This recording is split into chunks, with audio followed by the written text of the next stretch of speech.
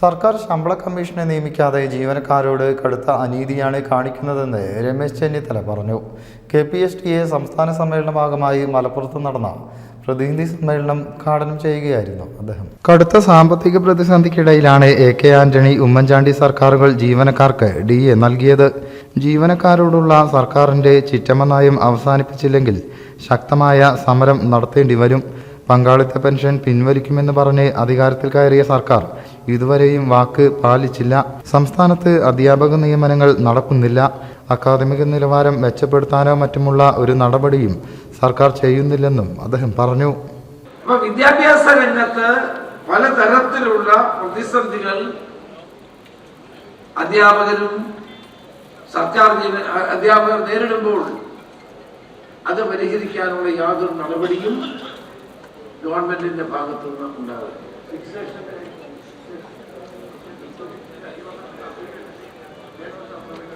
അധ്യയന വർഷം അവസാനിക്കാറായിട്ടും ഇത്തവണ അധ്യാപകരുടെ ഫിക്സേഷൻ നടപടികൾ സ്വീകരിച്ചിട്ടില്ല. നിങ്ങൾ ആലോചിച്ച് നോക്കണം, സ്കൂൾ വർഷം അവസാനിക്കാൻ പോകുന്ന സന്ദർഭത്തിൽ പോലും ഫിക്സേഷൻ തീരുമാനിക്കാതെ എങ്ങനെയാണ് സർക്കാർ സ്കൂളുകൾക്ക് പ്രവർത്തിക്കാൻ കഴിയുന്നത്? ഇവരുടെ വലിയ വീരവാദം ഉണ്ടായിരുന്നു. സർക്കാർ സ്കൂളുകളിൽ കുട്ടികളുടെ എണ്ണം വർദ്ധിക്കുന്നു. കഴിഞ്ഞ വർഷം മുതൽ കുട്ടികളുടെ എണ്ണം കുറഞ്ഞുകൊണ്ടിരിക്കുകയാണ്. അപ്പം ഫിക്സേഷൻ നടക്കുന്നില്ല, അധ്യാപക നിയമനം നടക്കുന്നില്ല. ഇത്തരം മൗലികമായ കാര്യങ്ങളിൽ പോലും തീരുമാനമെടുക്കാൻ സർക്കാരിന് കഴിയാത്ത ഒരവസ്ഥ വന്നിയാണ്.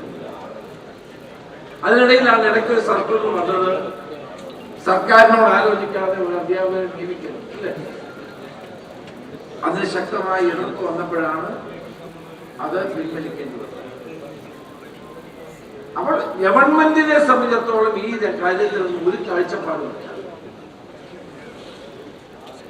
അധ്യാപകരുടെ കാര്യത്തിലുമില്ല, വിദ്യാർത്ഥികളുടെ കാര്യത്തിലുമില്ല, വിദ്യാഭ്യാസ രംഗം നവീകരിക്കുന്ന കാര്യത്തിലും ഒരു കാഴ്ചപ്പാടുമില്ലാത്തൊരു ഗവൺമെന്റാണ് കേരളം ഭരിക്കുന്നത്.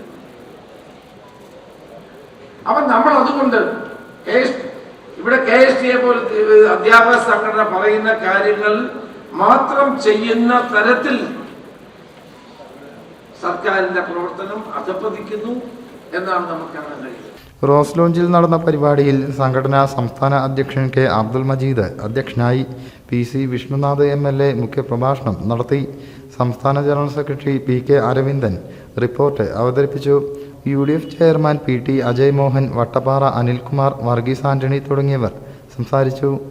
News bureau, Malappuram.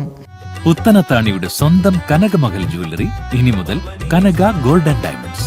കനക ഗോൾഡൻ ഡയമണ്ട്സ്, പുത്തനത്താണി. മാറുന്ന ലോകം, മാറ്റത്തിനൊപ്പം.